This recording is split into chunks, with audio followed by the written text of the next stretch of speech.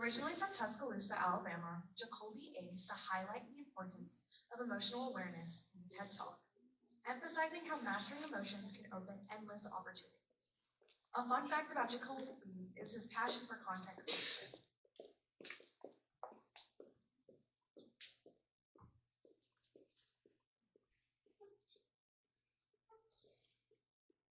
When I was preparing for this speech, I looked up a couple TED Talks to see how other speakers started this speech, and I realized that a lot of the time they have to start with a question or a story. I would do something a little bit different. You see, right now, I'm very nervous. My heart is pounding the fastest it's ever beaten. I've never been in a situation as big as this. And I say this not because I have this rags to riches story on how I conquer my emotions. I'm here today to explain how you can do the same. I say this because I'm just like you. Being outside of my comfort zone is terrifying. If I'd ask everyone to raise their hand if they actually enjoy public speaking, I bet less than half of people would actually raise their hand. Because it's nerve-wracking, it's intense. You forget to breathe, you start to have these cold sweats, but at the same time, you feel really, really hot. I actually am experiencing this right now. I know these emotions too well. But what I realize now is that it's okay to experience these emotions. These emotions don't dictate who I am. They don't dictate what I'm capable of. Before I explain how I came to understand this concept more, I want to talk about my childhood. So growing up, my favorite sport was basketball, and I truly loved it. I was really, really good at it. And only elementary school, nothing else. Only elementary school. And the caveat was that I was a huge sore loser. I hated losing. And a lot of times when I would lose, I would cry. I remember one time we just got done losing another game, and I'm walking up to my mom, telling her, I'm like, Mom, I'm crying. And she said something along the lines of, you know, JaColby, it kind of embarrasses me how you cry so much after losing so much. And when I heard that, I was like, well, okay, I'm just gonna be even more sad. You know, that didn't make me feel better. But as I started to get older, I started to process it a little bit differently. I started to process that as well. Maybe showing emotions to my mom isn't a good thing. Maybe it's best I just keep them to myself. So, in my experience of negative emotion, I would keep them to myself. I would become more reserved until I'm a full-blown introvert in high school. Not only did talking to people drain me, but I was terrified. I remember I would only say a couple sentences a day because I was so afraid of being judged. I was so afraid of what people would think of me. Fast forward to November, a couple months before a little contagious strain took over the world. I am pacing back and forth in my dad's backyard, and I'm reflecting on my life. I'm reflecting on how disappointed I am in myself, and how disappointed I am in the relationships I have, and the lack of meaningful relationships. So I swore on this day that I would strive to be the best version of myself I could possibly be. This is how I stumbled across self-improvement. I would watch hundreds and hundreds of YouTube videos on how I could be the best version I can be. Videos from taking cold showers to waking up at 6 a.m. every day, or reading that self-help book that this person made a video on, and you should read it too because it changed your life. You probably all heard something along those lines. You see, self-improvement, it was my escape. I thought if I could constantly improve, then all my problems would go away. But that's not the case. You see, self-improvement at this time, it was a Band-Aid fix to a deep wound. No matter how much I improve, I would still feel like I'm never doing enough. I remember in 2020, in the beginning of this year, I would start to work out more, and I was seeing great progress, but I still felt like something was wrong with me. I would read more self-help books to get a better understanding of my mind and my emotions, but I still felt like something was missing. What I realize now is that it was not that I wasn't doing was not improving. It was that the current solutions to my problems were not compatible. I heard someone say in a YouTube video that internal problems need internal solutions. You can't fix a mental problem with a physical solution. And if you think about it, it makes sense logically in some cases. We all know working out can help with self-esteem or stress, but my problems were deeply rooted. It was doing more than just affecting me now. It was starting to affect my relationships. To explain this, I want to tell you on how I met my best friends from my hometown. We like to call this story the Great Escape. So in December of 2020, I recently started working at Winn-Dixie.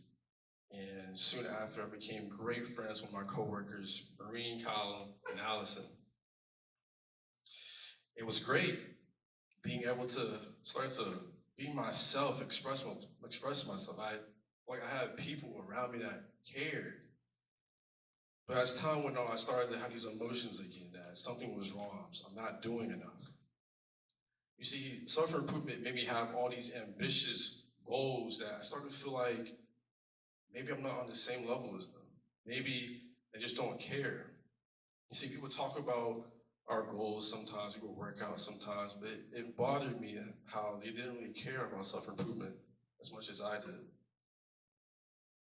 So I started to slowly distance myself from them. I would still hang out with them, but I wasn't as thrilled or excited being around them as I used to. I felt like I was alone even though I was with them. I remember there was one day we just got done watching a movie at a theater and we were eating at a Whataburger. And the whole time, I'm just thinking to myself, why am I here with these people I so-called my friends? Even though I'm unhappy, I feel alone. Why am I here? Why am I pretending to be happy? So I decided to leave without saying a word. Soon after, I decided to just leave the friend group entirely. I couldn't give them a reason. I didn't know what the reason was. I was desperate. These emotions never went away, even when I was around them. They were asking what was wrong, cussing me out before blocking me. I wish I could tell them, but I couldn't. This was the first time I truly felt alone. At this time, I'm a freshman at my college, and I knew no one. None of the people at my high school went to this school. It felt like just a big high school, and I was just that one person looking in from the outside. So I knew I couldn't live another 3 years with these emotions. I knew something had to change, but I thought I exhausted all my options until I heard about free counseling. I started my counseling October of 2022, and it was amazing. Being able to express myself fully and so freely, it was truly something I'd never experienced before. As the sessions go on, I started to learn more about myself and learn more why I was having these emotions. I started to give myself more grace, but I still felt like something was wrong. After the end of my freshman year, I decided to transfer here to UAB because my current environment at my first college school wasn't the best. I could tell after my first counseling session that I was making progress. I could tell I'm moving in the right direction, but I still felt like something was wrong. I couldn't pinpoint it. Until thankfully, after a couple more sessions, I was finally asked a question that would change everything. My counselor asked me, you know, JaColby, do you feel like you have to be constantly improving to be happy? I froze. For the first time, I truly looked deeper within myself. I always thought I was a big thinker, but I was truly looking deeper than I ever looked before. She was right. I had to be improving to be happy. If I wasn't, then why am I here? I feel like my purpose in life was to improve. If I'm not doing that, I shouldn't be here. With this new sense of self-awareness, I started to give myself more grace and took the time to appreciate the small things I was doing.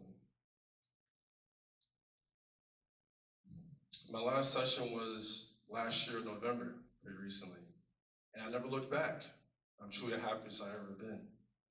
I still experience these emotions. I'm experiencing them right now, the anxiety, the stress, the nervousness. But now I know that it's okay to experience these emotions. Now, preparing for that big project you had for a month, or that big interview you've been preparing for, excited for, it's okay to feel nervous because we care about these things going well. We care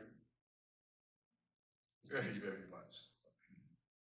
They don't, because we're nervous, it doesn't mean that we're not capable. It just truly means that we care. What I want y'all to take away from this moment is that we have to face our emotions head on. I've been running away from my emotions for years, and I use self-improvement to help with that. You see, self-improvement in itself is not a bad thing. It's a great thing. I think it's something that we should all do. But we all know you have to use a tool properly for it to be effective.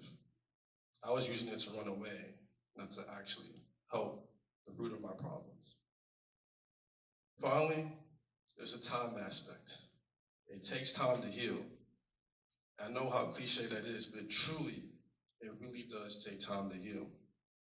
You see, I had the answers to my problems all along, but I never gave myself the time and grace to appreciate how far I come.